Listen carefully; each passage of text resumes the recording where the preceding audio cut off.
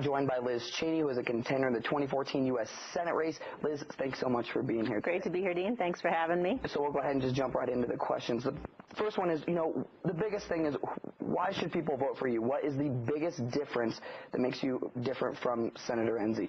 Well, I feel very strongly that this next 3 years, and in particular the decision that we make in this election cycle, will be really critical. What's happening to Wyoming out of Washington, what's happening with this massive onslaught of federal regulations, the Obama administration attempt across the board to interfere in our lives, whether it's Obamacare, whether it's Dodd-Frank, whether you're seeing what's happening across the board in taxation, in agencies like the EPA, for example, doing everything they can to destroy the coal industry, frankly, to go on the attack against fossil fuels, to make life very difficult for our farmers and ranchers. Across the board, you've got a president putting very radical policies in place.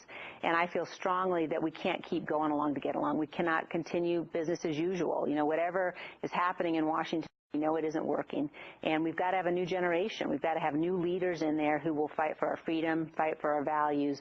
That's what I intend to do. I feel very strongly that it's a critical moment of decision in the life of this state and the life of our nation. All right, 10 seconds.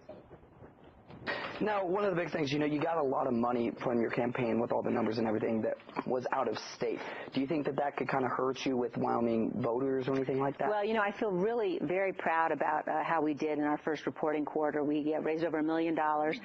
We had 2,000 individual donors from every state in the union and every county in Wyoming. And actually, 25% of our contributions came from Wyoming, and only 13% of Senator Enzi's money came from Wyoming. So I think that, clearly we were focused on how we could raise money from individuals. The other surprising thing to me when I saw Senator Enzi's report was that 82% of the money that he raised came from Washington, D.C. special interest groups, from PACs in Washington. Many of them are groups that have business before the committees the senator sits on. Senator Enzi, surprisingly, is the number one. If you look at all of the senators today, Republican or Democrat, he gets a low percentage of his money from those special interest groups than any other. And, to me, I just think that's a symptom of what's wrong in Washington. Wyoming needs a senator who's going to be back there fighting and leading, not just sort of saying, let's have business as usual, but who's going to be standing up and speaking on behalf of Wyoming issues and fighting in order to make sure that we can, attract others and mobilize others to join our side. We are now joined by Liz Cheney, who is a contender in the 2014 U.S. Senate race. Liz, thanks so much for being here today. Great to be here, Dean. Thanks for having me. This is actually from a viewer, is that you haven't really lived in Wyoming quite that long.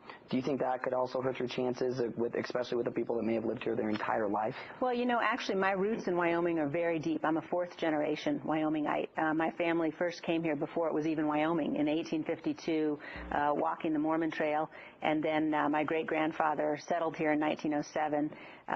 My great-grandparents raised their kids at Salt Creek oil fields, and my grandmother, who was one of those children, grew up. Her name was Edna Vincent, and she was the first female deputy sheriff here in Natrona County. It's always wonderful to be back in Casper. Casper has been my family's home for a very long time.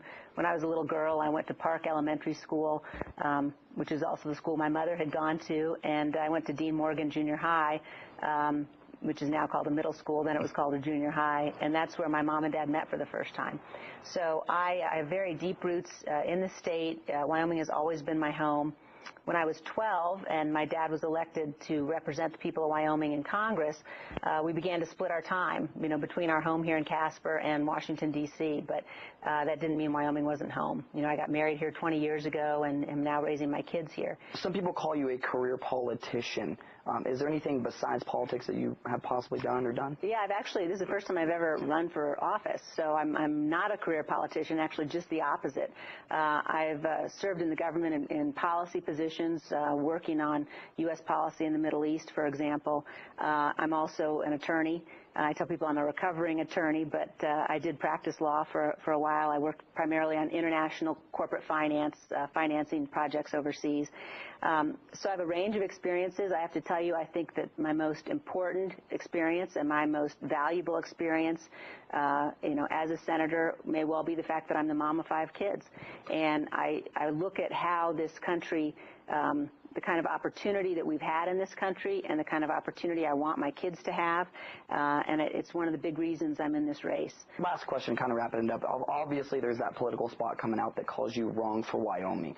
Why? What would you say to that? Like, why is that wrong?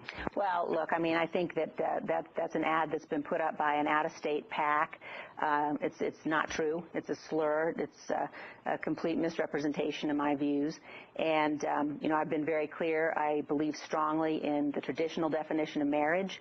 I believe marriage is between a man and a woman, and I believe that's an issue that's got to be up to the state. Be up to the people in the states to decide, not to courts.